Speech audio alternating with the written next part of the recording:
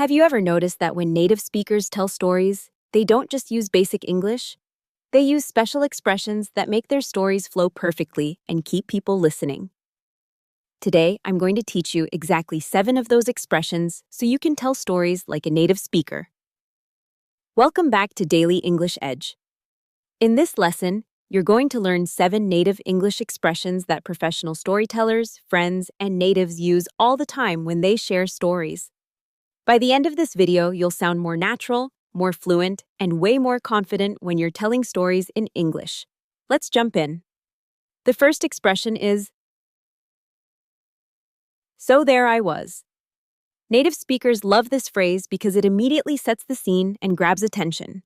You use it when you want to describe a moment or situation dramatically. For example, "So there I was sitting in the airport at midnight and my flight got canceled." Or, "So there I was trying to impress my boss when I spilled coffee all over my shirt." This expression works perfectly at the beginning of a story because it creates immediate context. It's casual, friendly, and sounds completely natural in conversation. Number 2 is "you won't believe what happened."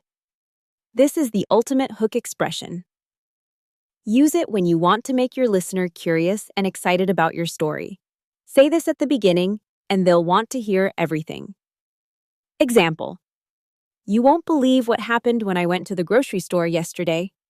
Or, "You won't believe what happened in my English class today." This expression builds suspense. It makes your listener lean in and pay attention. Native speakers use this constantly when they want to share something surprising, funny, or shocking. Expression number 3 is, "The thing is."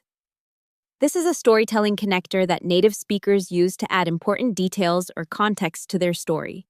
Use it in the middle of your story when you need to explain something crucial.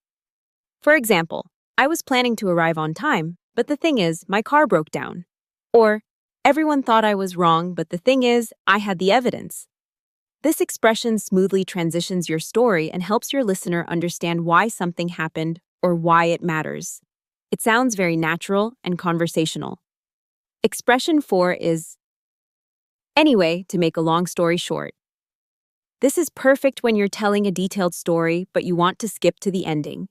Native speakers use this when they realize they're taking too long or when they want to get to the most important part. Example: "So I called him, he called me back, we went back and forth, and anyway, to make a long story short, we finally agreed to meet."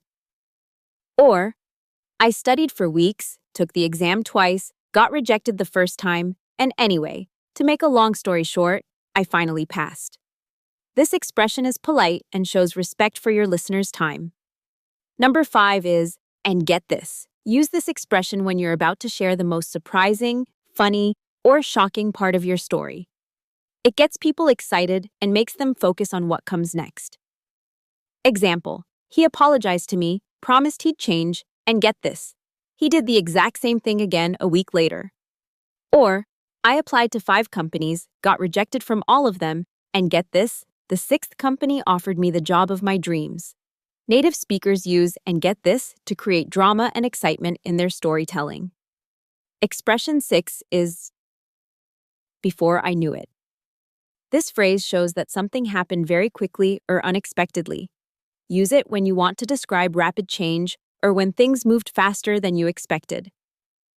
Example: "I started learning English last year, and before I knew it, I was having conversations with native speakers."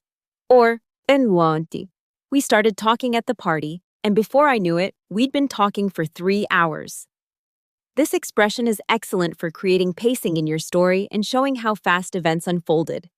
Our final expression is, "and that's when I realized." Use this when your story reaches a turning point or when you learned something important. This expression builds toward the lesson or the emotional core of your story. Example: "He didn't text me back, he avoided me at work, and that's when I realized he was upset with me." Or, "I kept failing, kept trying, and that's when I realized success wasn't about being perfect, it was about persistence." This expression helps your listener understand not just what happened, but what it meant to you. There you have it, 7 native English expressions that will transform your storytelling. Practice these in your daily conversations. Try using one or two the next time you tell a story, and you'll immediately sound more fluent and natural. If you want to master more English expressions, subscribe to Daily English Edge for a new English lesson every single day. Thanks for watching, and happy storytelling!